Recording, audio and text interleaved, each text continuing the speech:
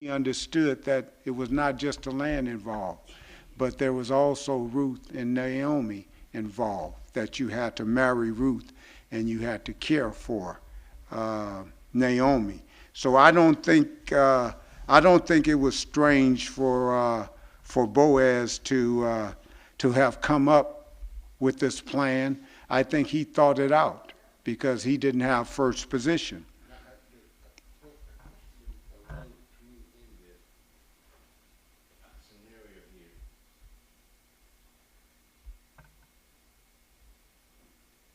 So, first Redeemer, the first, in other words, the first Redeemer, the first person in line. First in line to redeem the land. Right. So, now you gotta take on a second family, basically. Well, remember the law. In Genesis 4 and 38, it's called the Levirate law of marriage. Whereas, and this is God's law, whereas if a brother dies and he has no children and his wife is a widow with no children, then the next brother in line is to marry his brother's wife and to take her as his wife. Let me see if I could find that it's not, maybe it's 38 and 4 then. Let me see. Let me see if it's 38. Yeah, I think it's 38 and 4. Yeah.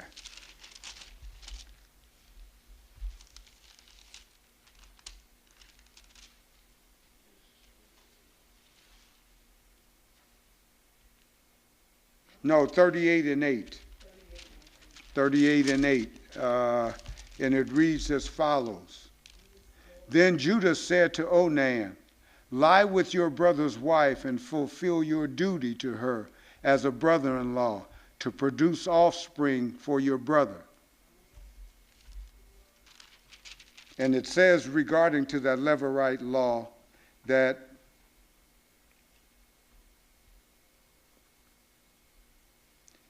details of the practice are given. Okay, it's given in Deuteronomy 25th chapter, verses 5 and 6, where it is laid down as a legal obligation within Israel. The custom illustrates in Ruth 4 and 5, though there is an extended to the nearest living relative. So if there's not a brother in line, then the next kin or nearest living relative, male relative. Deuteronomy 25, verses 5 and 6. Deuteronomy 25.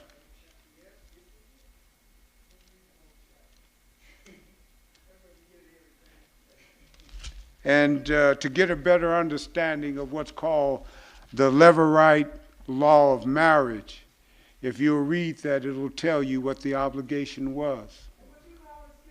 Levirate. Levirate. Law. Levirate. Law of marriage. And it tells, remember, Israel is God's nation. And God has made provisions in a number of ways to ensure that as their nation, that they remain whole.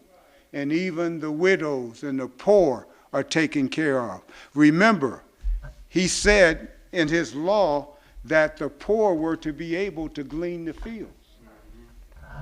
That the landowners were not to harvest everything in the field, but they were to purposely leave the edges or leave something in the field for the poor to glean. And remember, if you were poor and hungry and needy, you had the right to go into someone's field and to eat enough to fill yourself. You didn't have the right to go in and to harvest, but if you were hungry, you had the right, without anyone's permission, to go into their field and to eat enough to fulfill your hunger. So God had provided for Israel. And this benefited Naomi, and it benefited Ruth, because as we see in today's lesson, as a result of this law, Ruth meets Boaz, and in this morning's lesson, Ruth is now marrying Boaz, just as a result of this act of gleaning. Okay, I was in verse number 5. Then Boaz said, on the day you buy the land from Naomi and from Ruth, the Moabitess, you acquire the dead man's widow. We just went through that as the law of levirate of marriage, in order to maintain the name of the dead with his property.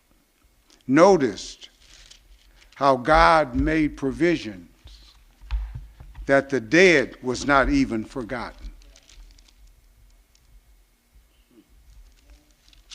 Okay, verse number 6 says, and I'm reading the New International Version.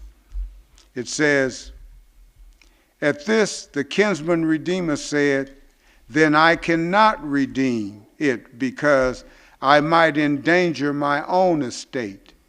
You redeem it yourself. I cannot do it. Now the kinsman redeemer was willing initially to redeem the land. But when Boaz threw that fork in there, that when you redeem the land, you also redeem Ruth and Naomi, then that kinsman redeemer in first place ahead of him said, well, now I cannot redeem the land. Huh? Maybe he did not. Maybe he did not know it. Maybe he understood that that redeeming the land, that was his obligation, but in terms of his obligation to Naomi and Ruth, maybe he didn't know it, maybe he had forgotten it.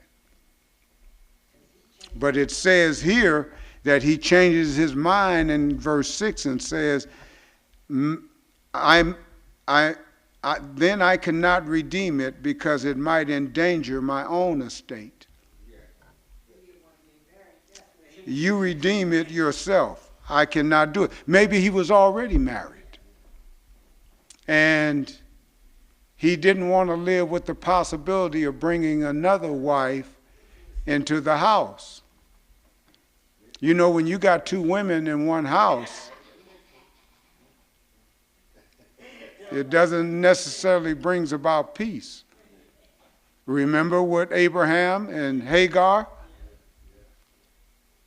how that caused such a fracas and such a disturbance in his house that he eventually had to more or less put Hagar out in order to appease Sarah, even though Sarah gave him Hagar to produce children. So this kinsman redeemer is saying, no, I'm not sure that I want to do that. It says Boaz approached this entire matter. Boaz approach in this entire matter might have caused the other kinsman to be temporarily confused about the situation. Whatever he was thinking made him decide that he could not afford to do that. Maybe he shied away from supporting both Naomi and Ruth, or maybe he was afraid that his inheritance would be lessened by his own children. Take into account that if he marries or takes on Ruth and marry her and takes in Naomi, then Naomi becomes family. And what he also has as an inheritance, aside from what he bought from Naomi, also becomes a part of Ruth's. and Naomi.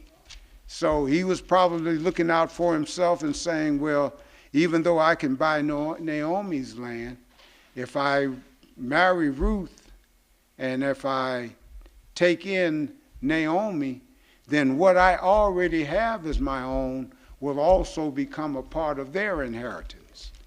So he refused to do so. He said, what originally seemed to be a financial benefit to him. See, that's what the kinsman redeemer was looking at, that I can get over on this deal. Yeah, I can benefit. What originally seems to be a financial benefit to him now appeared to be a liability instead. So he refused to go ahead with the redemption. All right? Let's go to verse number 7, reading from the New International Version. Now, in earlier times in Israel, for the redemption and the transfer of property to become final, one party took off his sandal and gave it to the other. This was a method of legalizing transactions in Israel. How is it different nowadays? How is it different nowadays? Nowadays we have legal documents. And not only that, not only do we have legal documents, but we have a notary public who stamps the legal document, verifying that what is on that legal document and the transference of that legal document is true and legal. And they don't have to be any kin to you. That's true. But look how they consumed a legal transaction in ancient times. Again, it says, now in earlier times in Israel, for redemption and transference of property to become final, one party took off his sandal and gave it to the other. Now remember, it says, now in earlier times in Israel. This was the way that it was done in earlier times. But for whatever reason, maybe they stopped doing it this manner. Because it says in earlier times. It didn't say in current times. It says in earlier times. This was the method they used to consummate a legal deal or a transaction. But Boaz chooses the old formal method. So, and the earlier kinsman redeemer agrees to this earlier formal method in terms of consummating the deal or bringing the legal transaction to finality. So he says that one party took off his sandal and gave it to the other. This was a method of legalizing transaction in Israel. Also, keep in mind that you also have 10 witnesses seeing you taking off your sandal and giving up your right to redeem the land, just in case you come back at a later date and say that I didn't consummate the deal. I didn't do that. You got 10 witnesses that Boaz had to set down so that they could witness what was going to transpire in terms of the changing and the transference of Naomi's land by a kinsman redeemer. So the kinsman redeemer, who is in first place, rejects the option of purchasing the land. Moving on to verse number 8, it says, so the kinsman redeemer said to Boaz, buy it yourself. And he removed his sandal. Once that document you have in hand is stamped by a notary, then it's a legal document. You could take that document down to the courthouse, and you can file that document, and the property becomes your property. And the person cannot go back and say, well, no, I didn't do that document, or that's not my signature. It has been notarized, which indicates that they gave up the right. Well, it has been notarized that the kinsman redeemer in the first place has given up his right. It has been notarized by the 10 witnesses who are there observing this transaction that is taking place at the gate. Now remember, the gate is a public place where people come and people go. So you would have to assume not only are these 10 witnesses or elders seeing what's going on, but people that are coming and going through the gate perhaps are stopped and observing and listening to this legal transaction to see what it's all about. It's a public affair. Just like when you file that document, it's made known to the public. Now the public can go down to the courthouse and they have access to it. So I'm imagining, just like I said, when you exchange land or something, now that you get a stamp from the notary. Exactly. That sandal is a stamp. That sandal is the stamp. That's saying that I'm giving up my right. That notary public stamp says that I'm giving this property, or I'm selling this property, or I'm exchanging this property. It's legal.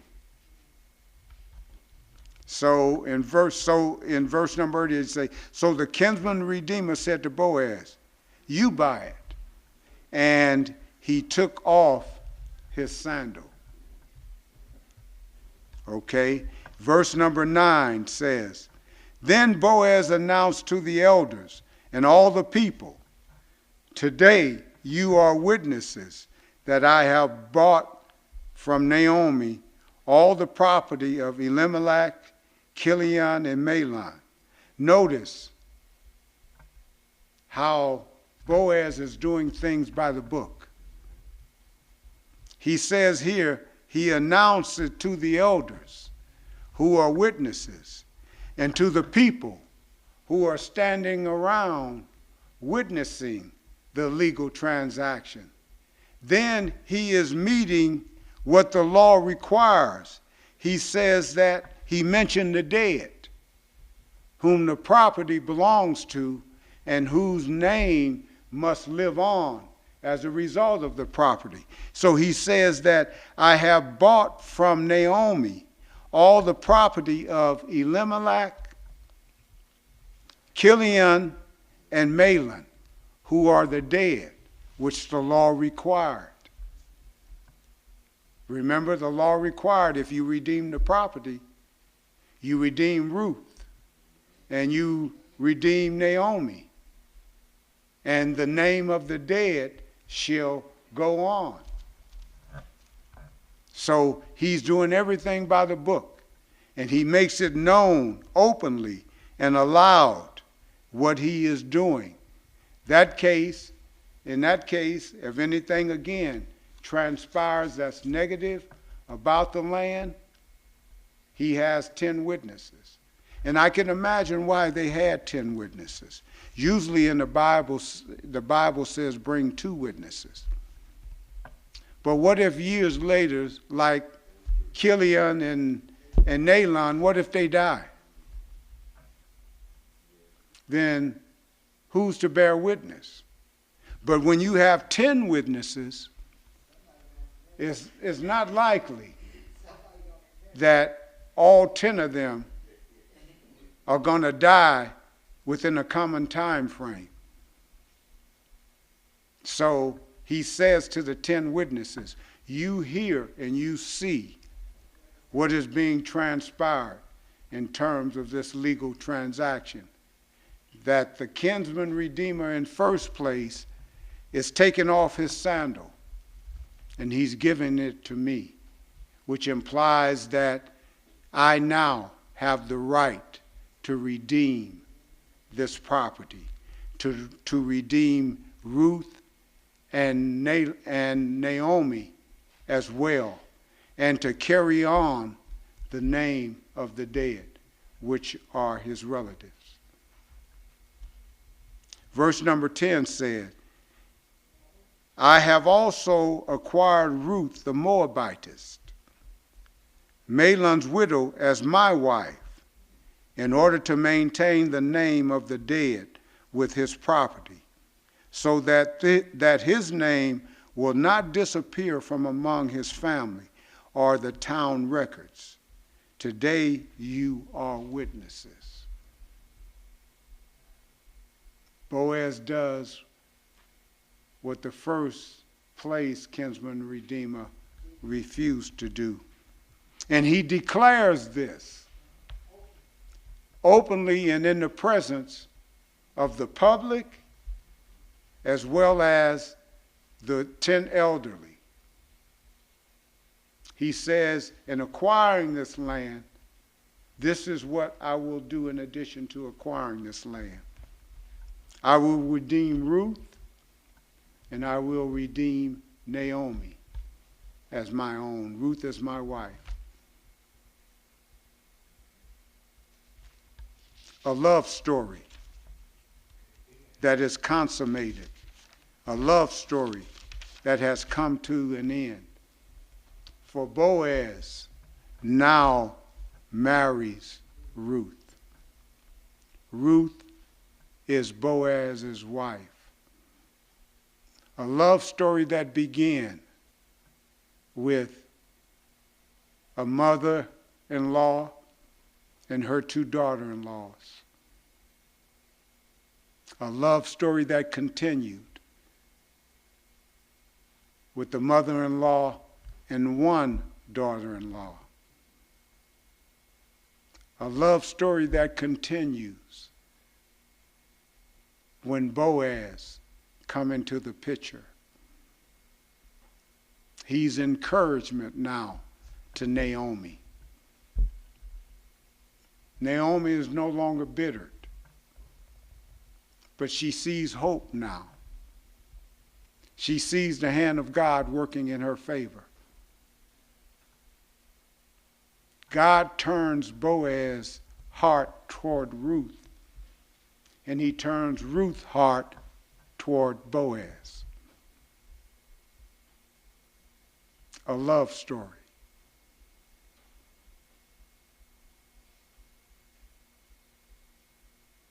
Boaz willingly, openly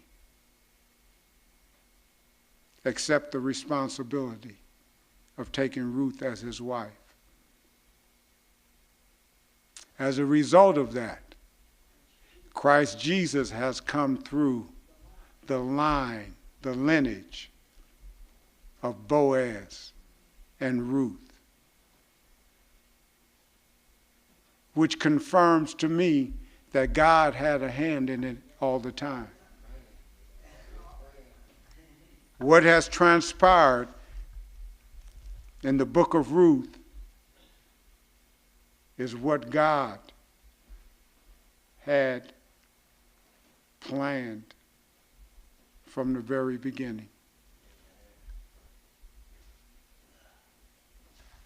But the Bible teaches us. Notice that when Ruth came into Boaz at the thrashing floor while he was asleep, Naomi told her to come and to get at his feet.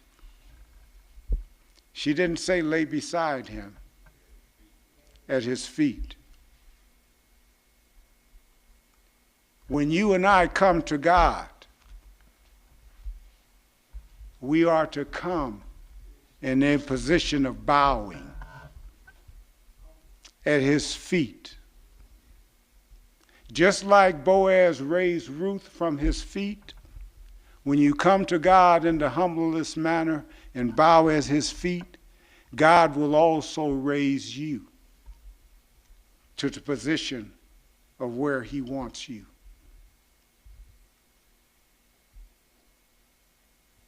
God is to be served. He's not our buddy. He's not our partner. He is our creator. He is our God. He is above all. He is all. And the Bible tells us that God is love. God demonstrates his love in the book of Ruth, where he brings about a marriage. And through that marriage, he continues to show love because he brings about a redeemer through that marriage. Christ is your redeemer. Christ is my redeemer.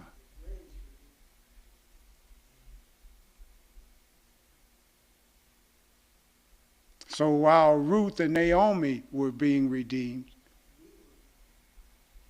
God brought about the ultimate redeemer through Ruth and Boaz.